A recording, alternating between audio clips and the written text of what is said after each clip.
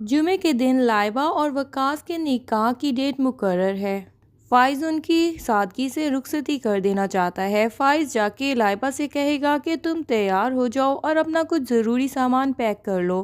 کہکشاں بیگم روم میں سامنے ہی بیٹھی ہوتی ہیں، لیکن وہ حیران ہو جاتی ہیں کہ فائز نے تو آج آ کے ان سے سلام تک بھی نہیں کیا اور ان کو کہا بھی نہیں کہ آپ کو نکاح میں ساتھ جانا ہے تو آپ بھی تیار ہو جائیں۔ بس وہ لائبہ سے بات کرتا ہے اور روم سے چلا جاتا ہے۔ لائبہ اپنے کپڑے وغیرہ اور کچھ ضروری سامان سوٹ کیس میں پیک کرتی ہے اور پھر وہ ماں کے پاس جاتی ہے اور کہتی ہے کہ آخری دفعہ تو گلے لگا کے مجھے دعا دے دیجیے۔ لیکن کہکشاں بیگم بھی اپنی ضد کی پکی ہیں۔ وہ اپنی کسی بھی غلطی پہ ابھی تک بھی شرمندہ نہیں ہیں۔ نہ تو وہ فائز سے معافی مانگتی ہیں اور الٹا لائبہ کو بھی رخصتی کے ٹائم دعا دینے کی بجائے بول دیتی ہیں کہ جو بھی بچے ماں باپ کی پسند، خوشی اور نصیحتیں ٹھکرا کے جاتے ہیں ان کو دعا نہیں دی جاتی۔ میں نے جہاں رایان کو چھوڑ دیا ہے تو فائز اور تم بھی چلے جاؤ، میں اکیلی بھی زندہ رہ لوں گی۔ لائبہ گھر سے نکلتے ہوئے ماں سے صرف اتنا کہتی ہے کہ بہت اچھا ہوگا جب آپ اکیلی ہوں گی، آپ کو سوچنے کا موقع ضرور ملے گا کہ لائف میں کہاں پہ کیا کیا غلطیاں کیں۔ دوسری طرف لائبہ حریم بھابھی کو بتا چکی ہوتی ہے کہ میں اب وقاص سے شادی ابو اور فائز بھائی کی پرمیشن سے کر رہی ہوں، تو آپ کو میری شادی میں لازمی شریک ہونا ہے۔ حریم اب کبھی بھی زندگی میں فائز کا سامنا تو کرنا نہیں چاہتی، لیکن لائبہ کے اصرار کرنے پہ وہ اس کی شادی میں شامل ہو جاتی ہے۔ یہاں جب لائبہ اور حریم اکیلے روم میں بیٹھے ہوتے ہیں تو لائبہ حریم سے پوچھتی ہے کہ بھابھی کیا کوئی ایسا چانس نہیں کہ آپ فائز بھائی کو ایک اور موقع دے دیں اور ان سے علیحدگی کا اپنا فیصلہ تبدیل کر لیں۔ حریم کہتی ہے کہ میری زندگی میں اب فائز کی بالکل کہیں بھی جگہ نہیں ہے۔ لائبہ بتاتی ہے کہ فائز بھائی بہت دکھی ہیں۔ میں جانتی ہوں کہ انہوں نے آپ کے ساتھ بہت برا کیا، لیکن ان کے ذہن میں اتنی غلط فہمیاں پیدا کر دی گئی تھی کہ کوئی بھی ہوتا تو وہ ایسا ہی کرتا۔ اگر کوئی بھی چانس ہو تو آپ ایک دفعہ فائز بھائی سے بات ضرور کر لیجئے گا۔ ادھر فائز تو خود بھی اپنی ماں کی ساری سچائی پتہ چلنے کے بعد حریم کا سامنا کرنے کی جرات ہی نہیں کر پا رہا ہوتا۔ لائبہ کی وقاص سے شادی کر دینے کے بعد فائز سوچ لیتا ہے کہ میں اب اپنی ماں کے ساتھ بھی بالکل نہیں رہوں گا اور کہیں دور چلا جاؤں گا، اور حریم بھی جو مجھ سے اب خلا لینا چاہتی ہے میں اس کی ہر خواہش کا احترام کروں گا۔ لیکن ڈیورس دینے سے پہلے وہ ایک دفعہ مدثر سر کے آفس میں جاتا ہے اور ان سے کنفرم کرتا ہے کہ اگر میں حریم کی لائف سے چلا جاؤں تو کیا آپ اس کو دل سے اپنا لیں گے؟ مدثر کہتا ہے کہ اس بات سے آپ کا اب کوئی لینا دینا نہیں۔ تو فائز مدثر سر کو ساری سچائی بتاتا ہے کہ میرے اور حریم کے درمیان بہت سی غلط فہمیاں پیدا ہوئیں جو کہ میری والدہ نے ہی پیدا کروائیں۔ میں حریم کا گناہ گار ہوں، لیکن میں اس کو آزادی دینے سے پہلے کنفرم کر لینا چاہتا ہوں کہ اب وہ زندگی میں ہمیشہ خوش رہے۔ میں اس کی خوشی کے لیے اب کچھ بھی کر سکتا ہوں، ایون وہ خلا لینا چاہتی ہے تو میں وہ بھی دے دوں گا۔ ابھی یہ باتیں کر ہی رہے ہوتے ہیں کہ پیچھے سے حریم بھی آ جاتی ہے۔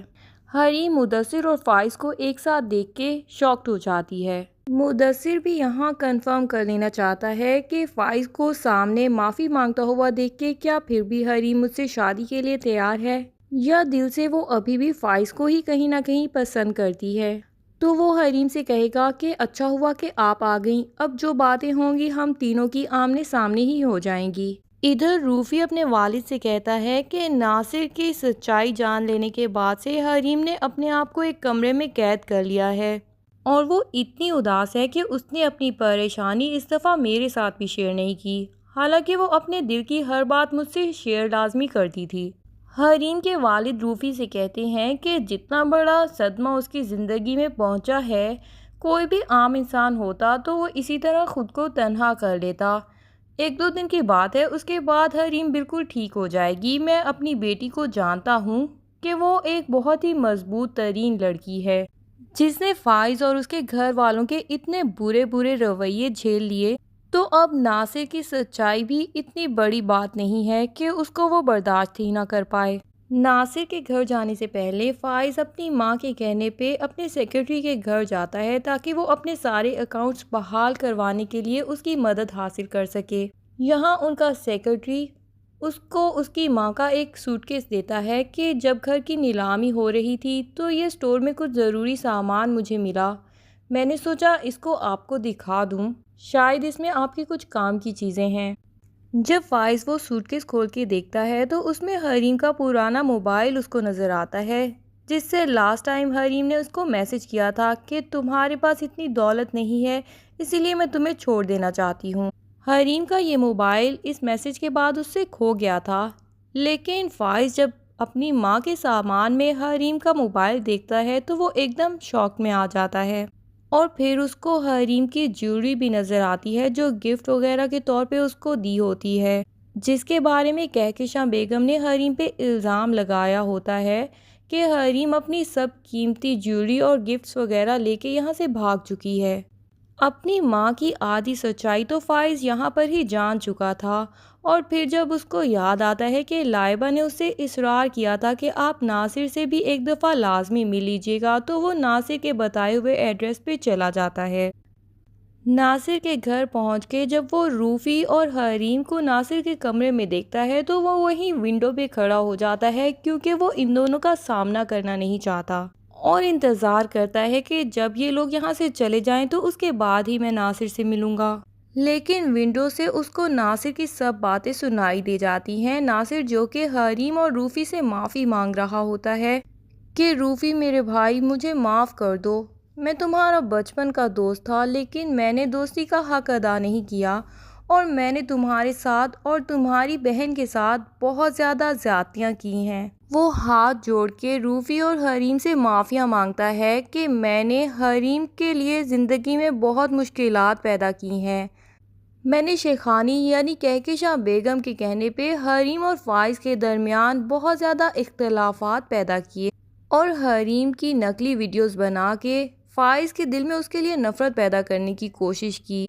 کہکشاں بیگم یہی چاہتی تھی کہ فائز اور حریم کی طلاق ہو جائے، اور اس کام کے لیے وہ مجھے بھاری رقم دیتی رہی ہیں، اسی پیسے کے لالچ میں ہی میں نے حریم کے اوپر جھوٹے الزامات لگائے اور خدا کے گھر میں کھڑے ہو کے قرآن پاک پہ ہاتھ رکھ کے جھوٹی قسم بھی اٹھائی، لیکن اب میرے وہ سارے گناہ میرے سامنے آ گئے ہیں اور سانپ اور بچھو بن کے میرے جسم میں دوڑ رہے ہیں، میں بہت تکلیف میں ہوں اور میں جانتا ہوں کہ جب تک تم لوگ مجھے دل سے معاف نہیں کر دو گے تب تک میں اس تکلیف سے آزادی نہیں حاصل کر پاؤں گا۔ یہاں حریم اور روفی اس کو معاف کرتے ہیں اور دوسرے ہی لمحے ناصر کی روح اس کے جسم سے پرواز کر جاتی ہے۔ حریم اور روفی کے جانے کے بعد فائز ناصر کے پاس آتا ہے اور اس کی آنکھیں بند کر دیتا ہے اور کہتا ہے کہ ساری زندگی تم نے میری آنکھیں بند کیے رکھی اور تمہارے آخری وقت میں یہ فریضہ مجھے سر انجام دینا پڑا کہ مجھے تمہاری آنکھیں بند کرنی پڑ رہی ہیں، لیکن میں پھر بھی تمہارا شکر گزار ہوں کہ جانے سے پہلے تم نے میری آنکھیں ایک دفعہ کھول دیں۔ اب کیا فیصلہ لیا ہے فائز نے؟ آخر وہ کس طریقے سے حریم سے معافی مانگے گا؟ یہ سب جاننے کے لیے اگلی ایپیسوڈ کا انتظار کیجیے۔ تب تک کے لیے اللہ حافظ۔ ویڈیو پسند آئے تو لائک اینڈ کمنٹ لازمی کر دیں اور چینل کو سبسکرائب کرنا نہ بھولیے۔ Thank you.